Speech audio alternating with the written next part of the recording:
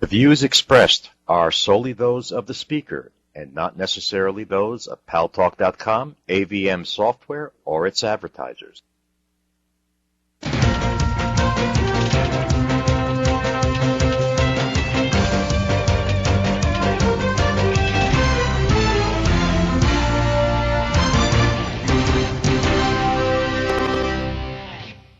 Talk is Online. News Talk Online is a production of Paltalk.com, the largest multimedia interactive program on the internet with more than 4 million unique users. On demand on iTunes and on YouTube and on my blog, GaryBaumgarten.com, where you're encouraged to post your comments, whether you agree with yours truly or not, and where you can subscribe to my Twitter feed, which is really a news feed with all the latest up-to-date information that you need to sound intelligent as you go about your arguing and discussing issues here on Paltalk. And thanks to our good friends at CRN Digital Talk Radio, we're syndicated to an additional 12 million households. I am your host, Gary Baumgarten. I welcome you to the show. Well, you know, they said that they feared that the swine flu would become a pandemic.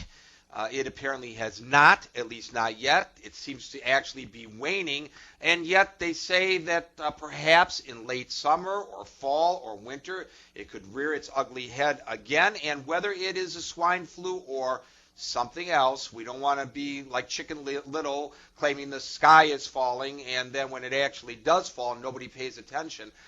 Very truth of the matter is there have been pandemics, epidemics that have stretched across the globe that have wiped out huge population bases, and public health officials say it is likely that it will happen again. Well, there are those who say that this is just natural, just like maybe a forest fire is designed to nature's way of clearing the forest and starting all over again, as an example.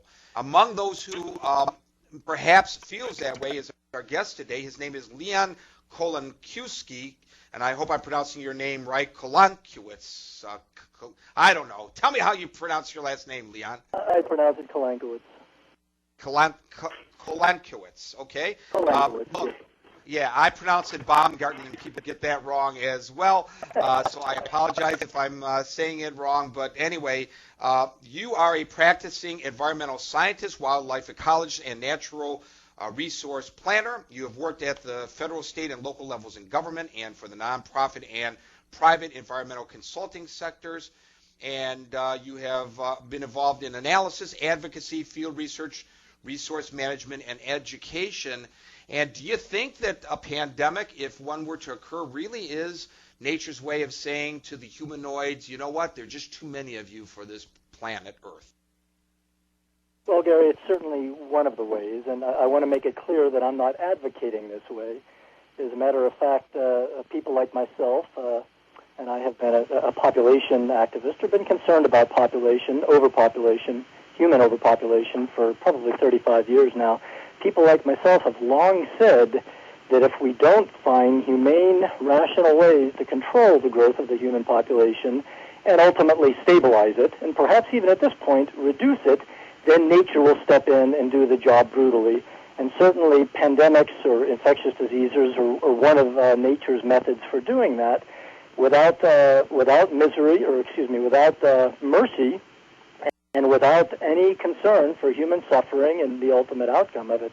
Another one, of course, is famine or starvation, which we see happening in pockets around the world right now, and which has often controlled isolated human populations in the past, as well as those in the animal kingdom that simply had the bad luck of living in the time of a drought, or exceeded or overexceeded or surpassed their carrying capacity, which is the population of an organism, whether a bacteria in a petri dish or humans in the biosphere, to live within the environment. It's the number that can be supported sustainably or in perpetuity by the resources available and the assimilative capacity for waste that environment has.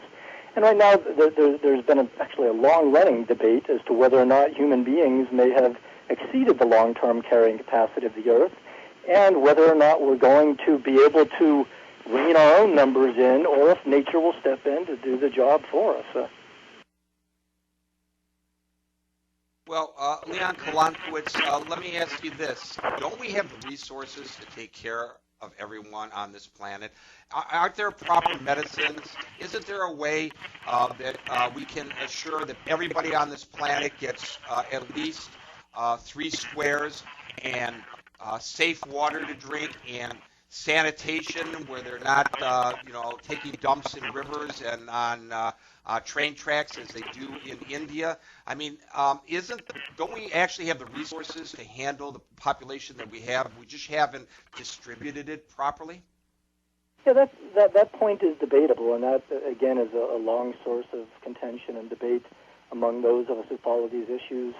It's arguable that given the wealth and the financial resources and the technological and technical resources that we have right now, that we could actually do that if it were a priority of governments rather than, say, the military buildup or other short-term or more selfish priorities. But whether or not we would have the ability to do it in a sustainable way is anyone's guess. And the reason I say that is because, again, getting back to this notion of carrying capacity, if it's true, and I'm not saying it necessarily is, but it's an open question, if it's true that it has been the availability of low entropy, that is energy-dense resources like the fossil fuels, oil, coal, and natural gas that have allowed our population to get to such a high level, and as we grew, the human species on Earth grew from about 1 billion in the year 1830 to 6.8 billion, and adding another 80 million every year right now. But those fossil fuels that are a treasure trove that nature has left us, but which were produced over a period of millions of years, 100 or 200 million years ago during the Carboniferous era, once those get scarcer, get more expensive, we can't count on them anymore, I think all bets are off in terms of the population we can support and the standard of living that we can support. And then we may not have the wherewithal, technical and financial, to be able to protect people around the world or even our own country from these opportunistic diseases that are always out there and, in a sense, chomping at the bit, waiting to get at this 6 billion population that represents a great food source for them. Leon, I'm not one who would argue with those who would say that we are destroying the planet, that we have this voracious appetite for fossil fuels that have a finite source, that we are not properly feeding our fellow human beings, and people are starving to death. People don't have water. It's a real problem. But these pandemics, in fairness, have occurred long before the overpopulation of the planet. For example, my understanding of this is, and I've done a little bit of research, but you probably are better versed in it, so please correct me if I'm wrong, that the real killer of the Native Americans on this continent where you and I are, North America, was not the gun